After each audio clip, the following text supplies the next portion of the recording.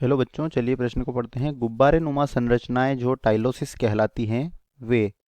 पहला विकल्प है जाइलम वाहिकाओं से होकर रसारोहण से संबंधित होती हैं। दूसरा है वाहिकाओं की अवकाशिका से उत्पन्न होती है। तीसरा है रस काष्ठ को अभिलक्षित करती हैं। और चौथा है वाहिकाओं में जाइलम मृदुतक कोशिकाओं के प्रसार में सहायक होती हैं। तो हमें यहाँ पर बताना है कि गुब्बारे नुमा संरचनाएं जो टाइलोसिस कहलाती है के संबंध में यहाँ पर निम्नलिखित दिए गए विकल्पों में से कौन सा कथन जो है सत्य है। तो चलिए बात करते हैं इस प्रश्न की मुख्य अवधारणा।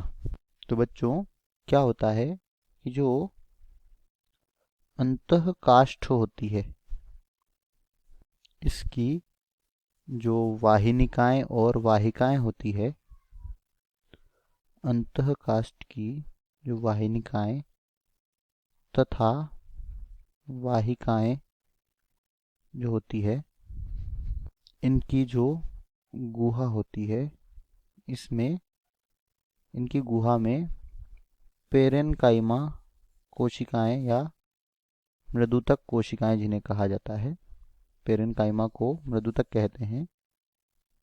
इन पेरेनकाइमा कोशिकाओं की क्या होती है, कोशिकाओं की गुब्बारेनुमा अतिवृद्धियां की गुब्बारेनुमा अतिवृद्धियां जो है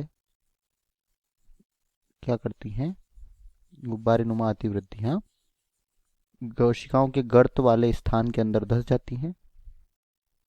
गर्त वाले स्थान के अंदर धंस जाती है, जिसके कारण अवकाशिका क्या होती है, इस कारण अवकाशिका अवरुद्ध हो जाती है और यह अवकाशिका जो है जल का संवहन नहीं कर पाती। तो बच्चों, अगर बात करें यहाँ पर विकल्पों की, तो पहला दिया गया है जाइलम वाहिकाओं से होकर रसारोहण से संबंधित होती है।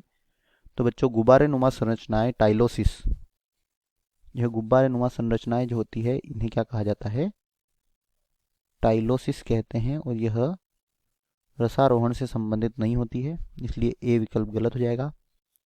बी है वाहिकाओं की अवकाशिका से उत्पन्न होती है। तो बच्चों, यह भी गलत होगा क्योंकि यह वाहिकाओं की अवकाशिका से उत्पन्न नहीं होती, यह पेरेनकाइमा कोशिकाओं की अतिवृद्धि होती है। यह रस काष्ठ को अभिलक्षित करती है। तो बच्चों, यह भी गलत होगा क्योंकि यह किसको अभिलक्षित करती हैं, अंतः काष्ठ को अभिलक्षित करती हैं। और डी है वाहिकाओं में जाइलम मृदुक कोशिकाओं के प्रसार में सहायक होती हैं। तो टाइलोसिस के संबंध में यही कथन बिल्कुल सत्य है। तो यहाँ पर दिए गए प्रश्न का सही उत्तर हो जाएगा विकल्प डी। आशा करते हैं आपको समझ आया होगा। धन्यवाद।